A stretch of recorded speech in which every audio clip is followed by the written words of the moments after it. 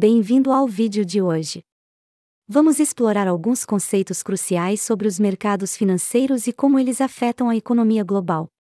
Falaremos sobre risco país, a prima de risco, o impacto de políticas como quantitative easing, a alavancagem e os derivativos, e também analisaremos casos reais como o do Deutsche Bank.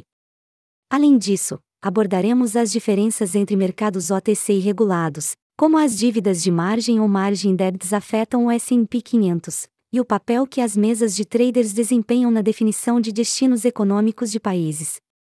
Começando pelo risco país, que está relacionado ao risco de investir em um país específico devido a fatores econômicos, políticos e sociais.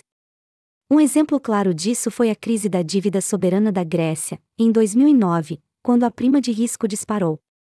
Enquanto os títulos do governo dos Estados Unidos pagavam cerca de 3%, os títulos gregos chegaram a pagar 15%, refletindo o risco elevado que os investidores viam naquele momento.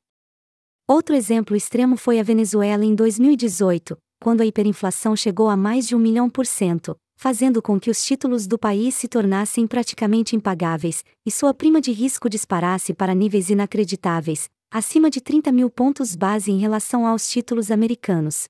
Agora, sobre o quantitative easing, que é uma ferramenta usada pelos bancos centrais para estimular a economia. Após a crise financeira de 2008, o Federal Reserve dos Estados Unidos implementou uma política de que, comprando mais de 4 trilhões de dólares em ativos até 2014. O Banco Central Europeu fez algo semelhante a partir de 2015, comprando 1,1 trilhão de euros até 2018. Essas políticas aumentaram a liquidez nos mercados, ajudando a estabilizar a economia, mas também causaram distorções. Por exemplo, entre 2009 e 2013, o S&P 500 subiu mais de 150%, refletindo o impacto positivo das políticas no preço das ações. No entanto, isso também alimentou bolhas, como a do mercado imobiliário nos Estados Unidos em 2021. Quando os preços de imóveis subiram de forma acelerada, muito acima da inflação real, principalmente por conta da injeção de liquidez nos mercados. Falando agora sobre os derivativos, é importante entender que a maior parte dos derivativos globais está concentrada em apenas 5 grandes bancos: JP Morgan Chase, Goldman Sachs, Citigroup, Bank of America e Deutsche Bank. Esses bancos controlam a maior parte do mercado de derivativos, com JP Morgan liderando, com mais de 70 trilhões de dólares em derivativos em 2020. Isso significa que essas instituições têm uma enorme influência nos preços e riscos financeiros globais, já que operam com produtos financeiros como futuros, opções e swaps que são usados para especulação e para proteção. Outro dado relevante é que os mercados não regulamentados, OTC, representam a maior parte da movimentação nos derivativos. Em 2020, o valor total de derivativos OTC foi estimado em cerca de 530 trilhões de dólares, enquanto os derivativos negociados em bolsas regulamentadas representavam cerca de 68 trilhões de dólares. Isso significa que os mercados OTC, onde as transações ocorrem diretamente entre as partes e sem a supervisão direta das autoridades financeiras, têm uma participação muito maior no volume global de derivativos. Embora esses mercados ofereçam flexibilidade e personalização nos contratos, a falta de regulamentação e transparência também aumenta os riscos, pois há menos controle sobre o risco de contraparte.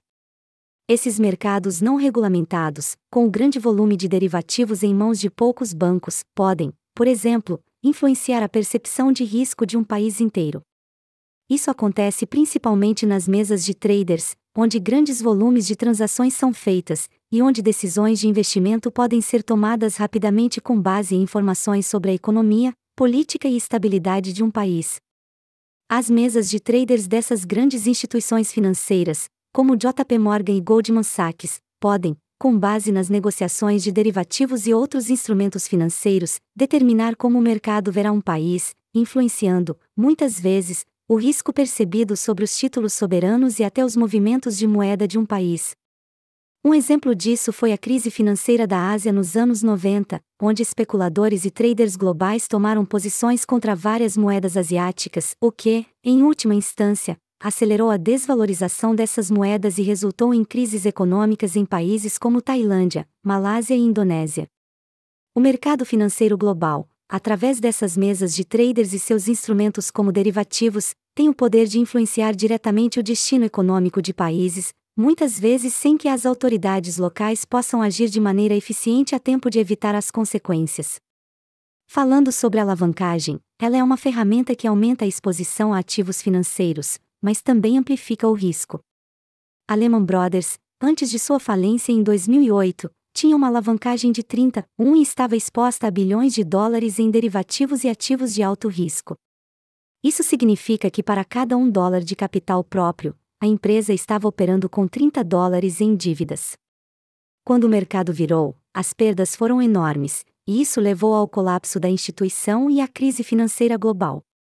Outro exemplo significativo de alavancagem excessiva foi o caso da AIG em 2008, que, com a exposição a derivativos como CDOs e Credit Default Swaps, quase levou o sistema financeiro a um colapso total. O governo dos Estados Unidos teve que intervir com um resgate de $180 bilhões para impedir um desastre econômico ainda maior. Por fim, vamos falar sobre as dívidas de margem, que são muito usadas por investidores para aumentar a exposição aos mercados. A dívida de margem é quando o investidor pega dinheiro emprestado para comprar mais ativos do que poderia com seu próprio capital. Durante os anos anteriores à crise de 2008, o uso de margens foi alto. Em 2007, a dívida de margem nos Estados Unidos atingiu $382 bilhões. Quando o mercado caiu, muitos investidores foram forçados a vender seus ativos para cobrir essas dívidas, o que acelerou a queda dos preços.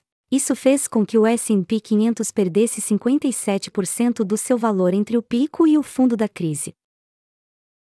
Em 2020, com a pandemia de Covid-19, o uso de margens aumentou novamente, alcançando $543 bilhões. Isso gerou preocupações sobre a volatilidade do mercado, pois uma correção poderia forçar muitos investidores a vender ativos para cobrir suas dívidas. Esses exemplos demonstram como os mercados financeiros estão interligados e como os riscos associados a derivativos, alavancagem, políticas monetárias e dívidas de margem podem afetar o mercado global. Compreender esses conceitos e os casos históricos é essencial para qualquer investidor, pois eles ajudam a entender os riscos que existem por trás das oportunidades e como gerenciá-los adequadamente. O mercado financeiro está em constante mudança, e a chave para o sucesso é a educação e o gerenciamento consciente dos riscos.